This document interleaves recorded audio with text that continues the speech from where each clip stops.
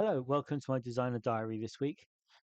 So, at the beginning of the week, on my Discord, there was a kind of discussion about the Amazon algorithm and trying to build popularity and sales on Amazon. And I can remember I started kind of talking in terms of, you know, if it were me, I would do then this, and this. I made a kind of little kind of uh, a really brief action plan just off the top of my head of what I would do to try and hit all the points from the Amazon algorithm. And I always think in kind of very practical terms of, literally, can I do this? What would I need? The problem in my head is once I've done if it were me, I would do this. The next logical thing is, why isn't it me and why aren't I doing it? And before I even kind of realized what I was doing, I'd actually already started doing the first kind of two things on my action plan. And then last night I found myself doing the third thing on my action plan. And it looks like I might be carrying out my you know, purely hypothetical plan that I came up with on Monday. So, what was the plan? Well, we were talking about writing you know, adventures to be printed, print on demand using Amazon KDP. And one of the things about the algorithm is that it wants to see new releases on a fortnightly basis. And part of that reasoning is they look over, say, 14 days, they kind of expect a decaying curve where something's really popular on the day of release and then it decays away to almost nothing. And that's normal. And if you can comply with that curve, then you're consigned to kind of oblivion to history. You're unlikely to feature anywhere in any of the searches. On the other hand, if you were to release a second title in the 14 days, to the whole sequence doesn't take 14 days, but there's a kind of 14-day point where if you release a second title then, and it also points people or relates to your first title, instead of a kind of flat decay away to nothing that you had before, your second title obviously gets its spike of sales because it's new, but it prompts sales of your first title as well. People are more likely to buy the two together, say. So now your first title is bucking the trend. When things should be decaying away to nothing, its sales are suddenly going up. And so this kind of preserves it a little bit in the algorithm's sort of profile. And then 2 weeks later, you release a third title, and this points to the second and the first. So now what you've got is instead of it decaying away to nothing, getting a little spike, and then decaying away to nothing again, you now get a third little spike. And you're starting to appear to be a title with long selling potential. And the fact that it doesn't, sales don't disappear to nothing, they keep going, that the sales are keeping going. And your second title also appears to have this kind of long going interest. And so your plan would be fortnightly sales, fortnightly new releases, and you you try and string them together into a series, or at least on a common theme, and then you use the series tool in Amazon. So when it shows people one title, it shows you the related titles in the series alongside it. Um, you don't necessarily want to create a series in the sense of book one, book two, book three, because they are notorious for having people buy the first one and then interest falling off. Now, if we were talking about adventure writing, which I was at the time, you always have the problem of, let's say you do a first level adventure to start with, then a second level adventure, and a third level adventure, and a fourth level adventure. If the characters die, they're never going to buy the fifth level and the sixth level and the seventh level. So you kind of have to um, you have, say, a range of adventures, more pick and mix than sequential.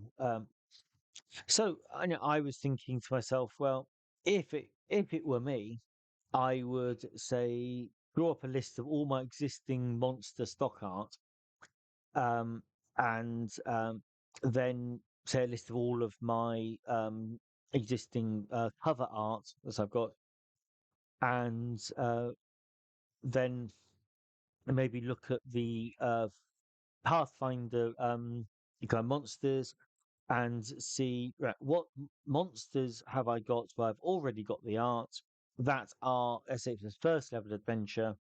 So I've got, you know, I want monsters which the characters can survive with the art, and then create an adventure which kind of fits the cover, and then use a random kind of adventure generator or a mission generator. In my case, I'm using a modern day mission generator because that's more likely to give me something different to, if other people are using, say, the Tonewood adventure design, they're going to, all those adventures are kind of going to have a similar feel. Whereas by using something which was completely outside the genre and thinking, how would this work? Um, and say this is a common kind of situation, but what happens when you've got magic involved? I'm hoping to come up with slightly different adventures. So my art is going to filter my monsters.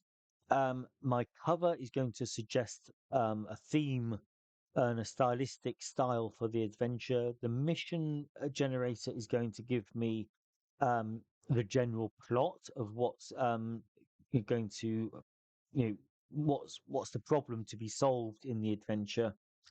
Then from there, I can do. There's so many different map sources. I'll try and use, say, three different locations, going for the adventure in three acts. So you kind of so three different locations, and I kind of got all the ingredients bar the writing.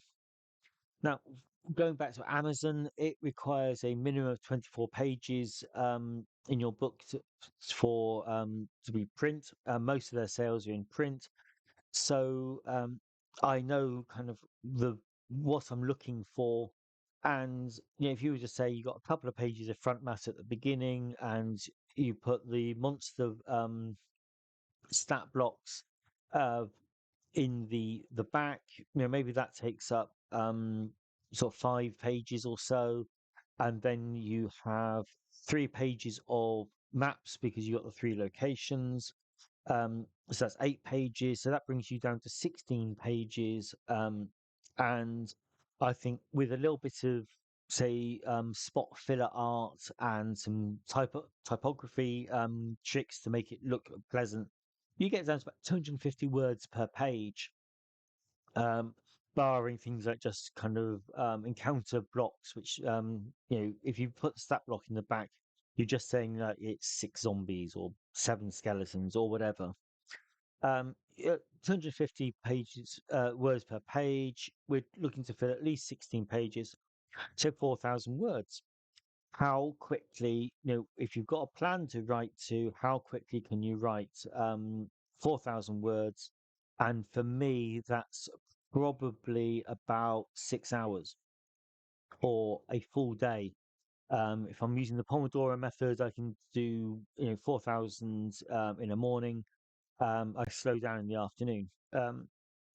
But it is all possible. If that is one day's work when you've already got your cover, you've already got a template for layout, you've already got a plan, and you've already got the art assets, there is very little to stop you um, you doing that. Let's say 2 days. I generally edit as I go, and I use Grammarly to improve my writing. But I can. Um, Also, Grammarly is quite good because if you reuse the same word too often, it can flag it up. So when you're writing room descriptions, if you are getting a bit samey, it's going to say, hang on, you've used this, rewrite this 'cause it's boring, or you know, change this word.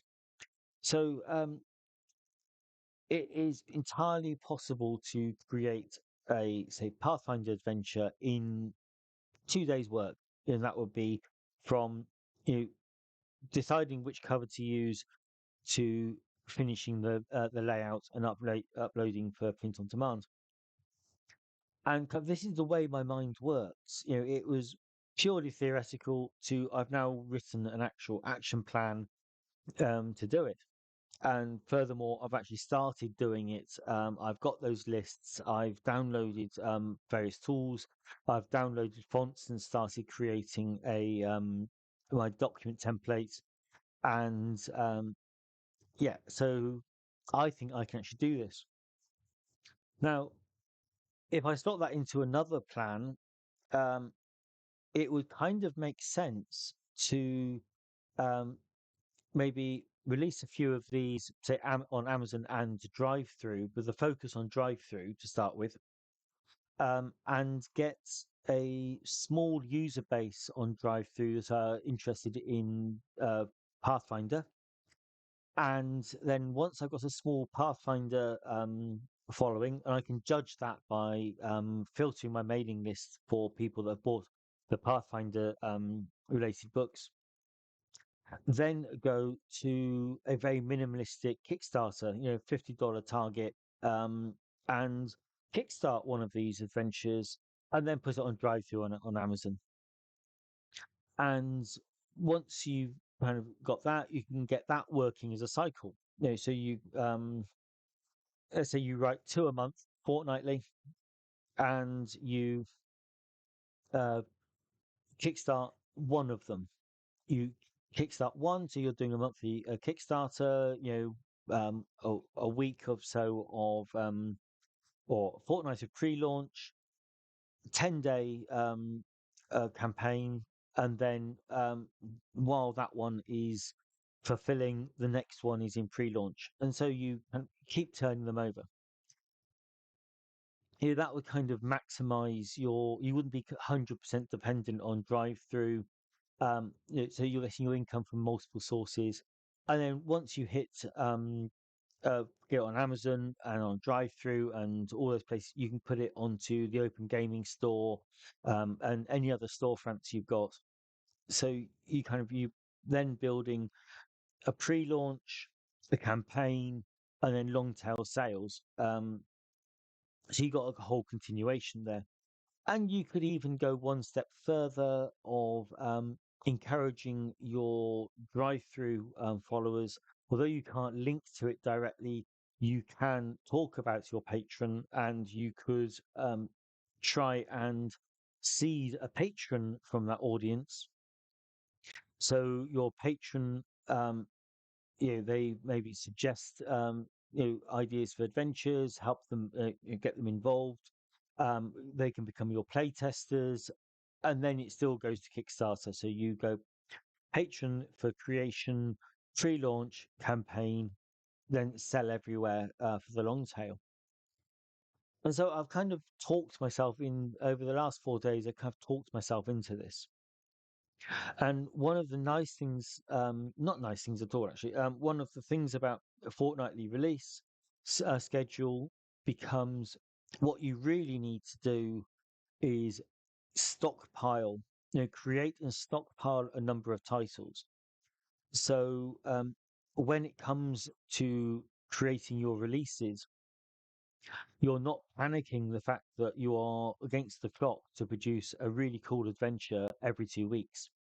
What you do is you create 20 really cool adventures, or 26 really cool adventures, before you even bother you uh, releasing the first one. So you've got an entire year's worth, and yet sure, you release the first one. If you've got no, I've got no pedigree with Pathfinder at all, so you know, that's a going to be kind of limited sales. Only a few people on my mailing list that'll be interested in it. I couldn't kickstart that, but I can get it on Amazon and then start to do the next one. And I can then really the creation isn't a problem. What's it becomes more a case of watching my numbers until I think they will become kickstartable. Once I think I've got a big enough audience, I can then kickstart, and then that kind of a bit more fuel into the whole system, more money in the system. Then I could start looking at expanding the stock art range I've got. Um, is there stock art for more Pathfinder monsters, which means I can then start to the second tranche of adventures then has a greater range of art assets to use. Um, you can commission Rick Hershey of Fat Goblin Games to I think it's about $50, $75, say for a piece of monster art. So you can if you're kickstarting with a $50 goal, $75 goal, that is really really easy to hit that. But that becomes funding the stock art for the next adventure.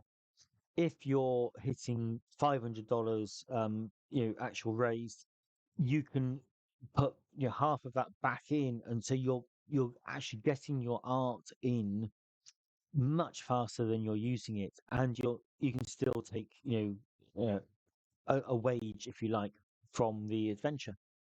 So that's kind of what I've talked myself into. But this page I've had up is actually all about the Amazon algorithm because I was researching it just to make sure that what I was telling people was correct. And it'd be horrible to build a plan on inaccurate information. And I just stumbled across this page, and this is actually really, really good advice. Um, and not just for Amazon, but all your drive-through pages should, if possible, follow this recipe. And it's kind of like clearly state the benefits of your product. And this is the one that most people fall down on because when they write, say, adventures, they write as if they're talking to the players, what the characters are going to do, what the challenges you're going to overcome. It's kind of you're going to solve this mystery. And it is not the players that buy adventures. It is game masters that buy adventures. So you really want to tell them what fun they will have running this for the players. The characters don't really come into it as such. It's more about the game master and their game and their table and their players. If your adventure will make your game master look cool, then it's a good adventure. The next bit is about a unique selling point for the adventure. There are so many adventures out there that everything's already been done. But what can you do that's different? So part of my kind of ticking that box was I thought I'm going to use a modern day mission generator for special forces games, and then backwards put it back in time to a magic setting. So I'm starting from a different place and hoping that that's going to create adventures with a slightly different take on them. Now, the social proof, now that for the first ones, it's going to be hard, but I will be able to say after a couple of months, successfully kickstarted, you know, which then says, oh, well, people thought it was good enough to back it. And that is a piece of social proof. Drive-through does the social proof with the copper, silver, electrum, gold, platinum. Those medals, they are social proof. and you can kind of mention that if you get one, by building up um, a email following. If you can build up an email following for your of adventures, and then use that email following to tell people about the next adventure, you're more likely to get more sales soon, which will give you better rankings on drive-through, say, which will get you more organic sales. And as soon as you've got copper, you can start to say, this is your third best-selling, adventure, or your fifth adventure or your 10th adventure. So you can build the social proof almost by, the more you do, the more you'll sell, and then the Kickstarter. So we can build that, and including images. I started this whole thing by finding my art assets before I'd even written a single word. So I've got the art assets, so my adventures should look good. I've got the typography to make it look good. So screenshots are basically free images you can use. If you're going to use consistent font, you can um, you can do some really cool stuff where you create your headings for your product pages, especially on drive-through, using your font, upload them, you know, do a little screen grab of them, upload them, and then you can include really cool kind of subheadings, which will create more visual interest. So you can use this, improving your sales conversions advice, which was written for Amazon. Um, you can use that on drive through, and then from there, you can then use social proof. You can tell people that this is a best-selling adventure on DriveThruRPG, or whichever channels you're using. So yeah, selling on Amazon isn't that different to selling on drive-through. And if you can follow this little recipe, can you see? You can't see the. I'll copy and paste this into the notes for this video, because I think it's really worthwhile. Okay, so yeah, that's it. That all of my kind of spare thing, headspace this week has been consumed by this what if, and why not kind of thought process. So yeah, that's it. That's my week. That's where I've been wasting my time. Okay, thank you for watching.